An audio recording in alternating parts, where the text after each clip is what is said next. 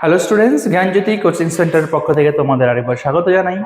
আমি রাজীব স্যার এবং আজকে আমরা আলোচনা করব নর্থ বেঙ্গল ইউনিভার্সিটির আন্ডারে তোমরা যারা ফার্স্ট সেমিস্টারের জন্য পড়াশোনা করছো সেই ফার্স্ট সেমিস্টারে তোমাদের পেপার 1-এ আলোচনার বিষয় রয়েছে। আজকে আমরা আলোচনা করব হচ্ছে ন্যায়। ঠিক আছে, ন্যায় এবং এর ধারণা নিয়ে আমরা আজকে আলোচনা করব। তো তার আগে তোমরা যারা আমাদের চ্যানেলে প্রথম এসেছো বা এখনো আমাদের চ্যানেলটিকে সাবস্ক্রাইব করোনি, তাও শীঘ্রই খুব তাড়াতাড়ি আমার চ্যানেলটিকে সাবস্ক্রাইব করে নিও এবং পাশে থাকা বেল আইকনটিকে ক্লিক করে দিও যাতে আমাদের পরবর্তী ভিডিও নোটিফিকেশন তোমরা খুব সহজে পেয়ে যেতে পারো। এছাড়া তোমরা যারা আমাদের সাথে অনলাইনে যুক্ত হতে চাও বা আমাদের কোর্স পারচেস করতে চাও, তারা স্ক্রিনে যে দুটো নাম্বার তোমরা দেখতে পাচ্ছ এই নাম্বারে আমাদের সাথে সরাসরি যোগাযোগ করে নিতে পারো। অনলাইন কোর্সে তোমরা যে সুযোগ সুবিধাগুলো আমাদের এখান থেকে পেয়ে যাবে, তো তোমরা এখানে পেয়ে যাচ্ছ live classes, recorded classes, high quality notes এবং 100% কমন সাজেশন। মেজর স্টুডেন্টদের জন্য পুরো সেমিস্টারের কোর্স ফ্রি আমরা রেখেছি শুধুমাত্র 1199 এবং মাইনর স্টুডেন্টদের জন্য শুধুমাত্র 699। তো চলো এবার আলোচনাটা শুরু করা যাক। দেখো, রাষ্ট্রবিজ্ঞানে ন্যায় শব্দটির অর্থ রয়েছে, ঠিক আছে, যথার্থ অর্থ রয়েছে। ন্যায় মানুষের বিচার বুদ্ধির দ্বারা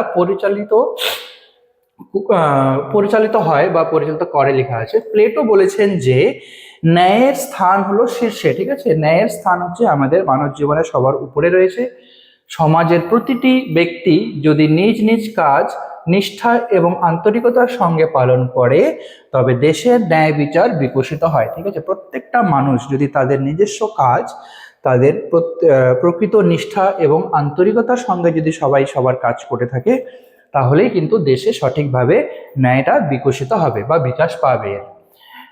ন্যায় বিচার সামাজিক বন্ধনকে দৃঢ় করতে সক্ষম।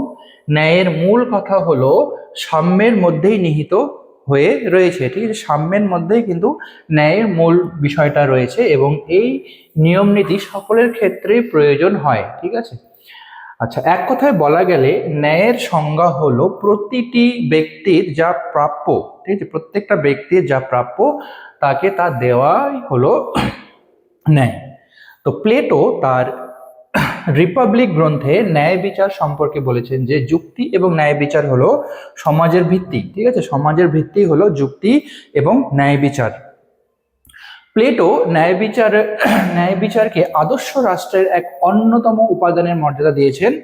আধুনিক গণতান্ত্রিক সমাজে ন্যায়ের যথেষ্ট গুরুত্ব রয়েছে। স্বাধীনতা, সাম্য এবং ন্যায়ের আদর্শ মানুষকে প্রাচীনকাল থেকেই প্রেরণা দিয়েছে। ঠিক আছে, স্বাধীনতা, সাম্য এবং ন্যায় প্রাচীনকাল থেকেই মানুষকে একসাথে আবদ্ধ করে রেখেছে। তারপরে কি বার্কার মনে করেন যে রাষ্ট্রের সহায়তায় মানব সম্পর্ককে সুবিন্যস্ত করার নীতির নামই হলো ন্যায় বিচার। আচ্ছা, ন্যায় বিচারের প্রকৃতি এবং পরিধি কি কি রয়েছে দেখি। তো ন্যায় বিচারের প্রকৃতি ও বৈশিষ্ট্য নিয়ে রাষ্ট্রবিজ্ঞানীরা একমত নন। বিভিন্ন রাষ্ট্রবিজ্ঞানী এর প্রকৃতি এবং বৈশিষ্ট্য ব্যাপারে আলাদা আলাদা মত প্রকাশ করেছে। রাষ্ট্রবিজ্ঞানীরা বিভিন্ন দৃষ্টিকোণ থেকে ন্যায় বিচারের প্রকৃতি বিশ্লেষণ করেছে। যেমন ন্যায় বিচারের প্রকৃতি সম্পর্কে যে কয়েকটি দৃষ্টিভঙ্গি পরিলক্ষিত হয় সেগুলি হলো প্রথমত সাবেকি উদারনৈতিক দৃষ্টিভঙ্গি, তারপরে নয়া উদারনৈতিক দৃষ্টিভঙ্গি এবং মার্ক্সীয় দৃষ্টিভঙ্গি। তো প্রথমটা কি দেখে নিই একটু। সাবেকি উদারনৈতিক দৃষ্টিভঙ্গি মানে হলো সাবেকি উদারনৈতিক দৃষ্টিভঙ্গির অন্যতম প্রবক্তা হলেন বার্কার। ঠিক আছে, এই উদারনীতির যে প্রবক্তা তিনি হলেন বার্কার, রাষ্ট্রবিজ্ঞানী। তিনি মনে করেন যে ন্যায় বিচার এক ধরনের বাস্তব বিষয়। ঠিক আছে, বাস্তব বিষয়ের সাথে ন্যায় বিচারকে তিনি তুলনা করেছেন। এটি কোনো প্রকার মূর্ত ধারণার উপর নির্ভর করে থাকে না।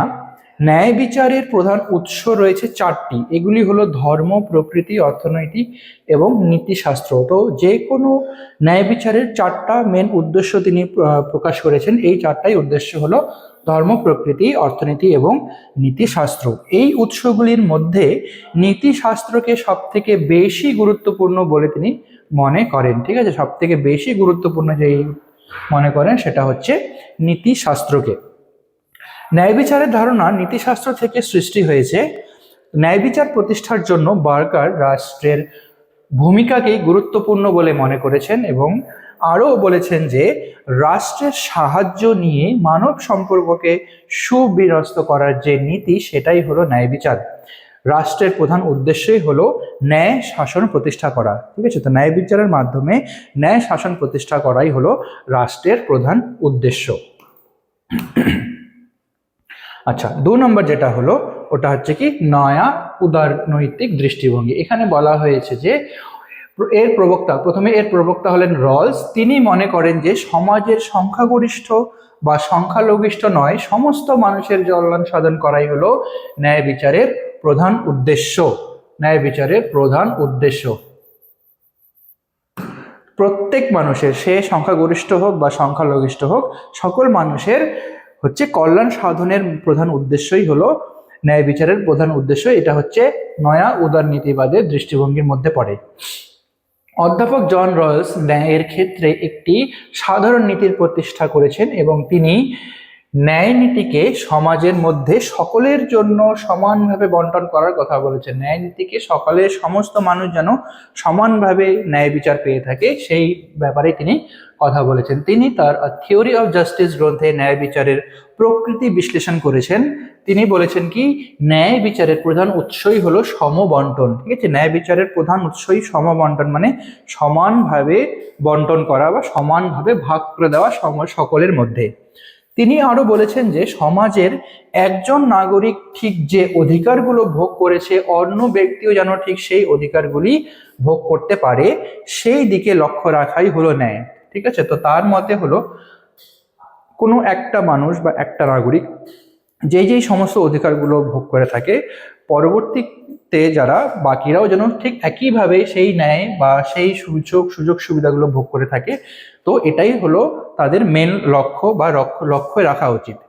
তিনি ন্যায়ের ক্ষেত্রে স্বচ্ছতাকেই সব থেকে বেশি গুরুত্ব দিয়েছেন।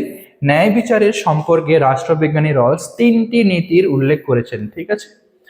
আচ্ছা, তারপরে যে দৃষ্টিভঙ্গিটা রয়েছে ওটা হচ্ছে মার্ক্সীয় দৃষ্টিভঙ্গি।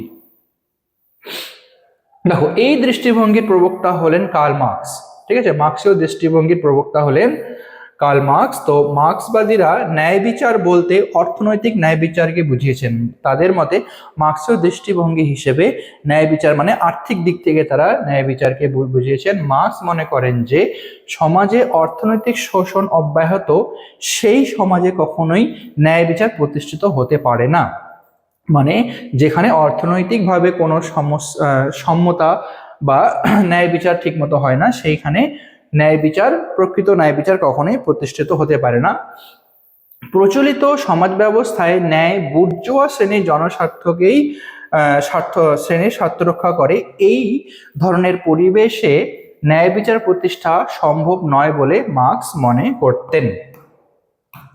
আচ্ছা, উপরিউক্ত আলোচনা থেকে এই কথা বলা যায় যে সমাজ পরিবর্তনের সঙ্গে সঙ্গে ন্যায় বিচারেরও ধারণার পরিবর্তন ঘটেছে, ঠিক আছে। সমাজ যত পরিবর্তন হতে চলেছে সেই সাথে সাথে ন্যায়েরও ধারণাগুলো আস্তে আস্তে পরিবর্তন হতে চলেছে বা হয়ে চলেছে। তাই বলা যায় যে ন্যায় বিচারের প্রকৃতি সদা পরিবর্তনীয়, ঠিক আছে, বা সদা পরিবর্তনশীল। তো এটাই ছিল আজকের আমাদের আলোচনার বিষয়। আশা করি ভিডিওটি তোমাদের ভালো লেগেছে। ভিডিওটি দেখার জন্য তোমাদের ধন্যবাদ। দেখা হবে পরবর্তী ভিডিওতে। ততক্ষণ পর্যন্ত ভালো থেকো, সুস্থ থেকো।